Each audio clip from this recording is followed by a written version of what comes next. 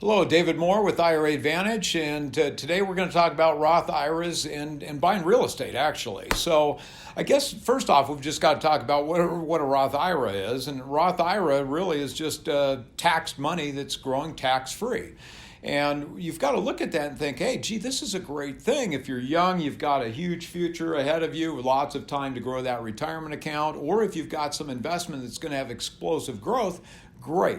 If we're talking about doing a Roth conversion to go buy real estate, I really sort of have a hard time with that, because instead of just doing the Roth conversion, if you're 59 and a half or older, you could just take the money out. And there's lots of advisors out there that'll talk about, well, why do you want to buy real estate with an IRA when you lose long-term capital gains tax treatment, or you lose interest deductions or depreciation, so on and so forth. Understand, Roth IRAs are great, but I, for one, sort of believe that they were just put in play because the government wanted your tax revenue today rather than wait until the future. But when we're looking at IRAs and looking at buying real estate, any real estate investment that's got leverage to it, let's say if you buy a property 50% loan to value, any income or gain that's attributable to other people's money with an IRA, you're going to have tax exposure with. Not just traditional IRAs, but even Roth IRAs. Now, 401k plans, you don't have that same thing. But that's the number one thing you've got to understand. If you've got a leveraged investment with a retirement account, one, it's got to be IRA compliant debt, so it's got to be non-recourse.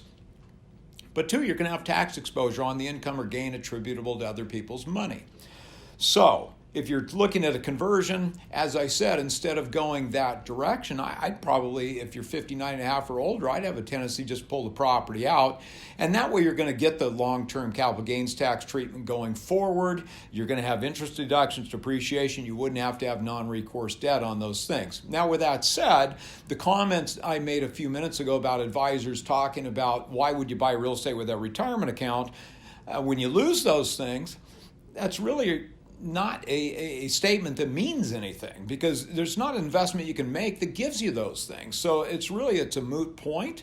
It's just one of those things that real estate offers as a benefit through leverage that typically doesn't exist. If you're buying the property with retirement money, you don't get those things, but you're not going to get it with any other investment. If you pull the thing out, if you're not using the Roth money, if you just pull the property out and now you own it, now you've got that situation where you're going to get the long-term capital gains tax, so on and so forth. Now, a lot of times I look at it and say, okay, people, you've got this stuff in there. At some point when you're young, you're worried about building this account out. At some point you get to a point in your life where you're more concerned with how do I get the money out than getting it in. And I think that's one of those situations where real property offers a tremendous opportunity for people. Because if you go buy a property that maybe you'd like to own someday, one of the big objections Wall Street world might have is, hey, it's not liquid. What happens if you get to a point you've got to take an RMD and there's no money there to take that RMD, that required minimum distribution? Now you're stuck. Now you're going to have a penalty. Well, yes, if you didn't take the distribution, but why not take an in-kind distribution? Why not take a deeded interest in the property as a distribution? Or if the LLC owns, a limited liability company owns the asset, just assign a membership interest from your retirement account to you personally. Now, if you're taking a minority distribution, you've got two opportunities. One, what's the thing worth? Two, you can discount the value up to 40%. Talk to your tax people about this. Gifting and discounting has been around for a long, long time. You can apply those same rules to distributions. So, what's the upside of an in-kind distribution is tremendous.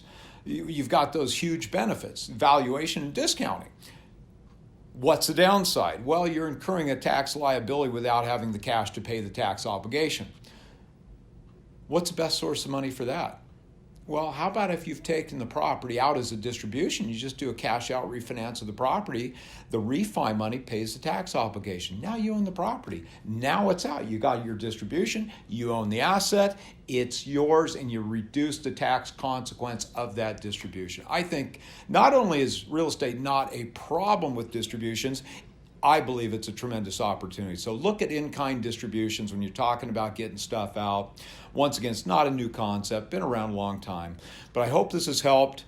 And please don't hesitate to reach out with any questions you may have on any of the things we're covering today or any other topic that might be of interest with you. And I look forward to speaking with you soon. Once again, David Moore, IRA Advantage, IRAadvantage.com. Thank you. Bye.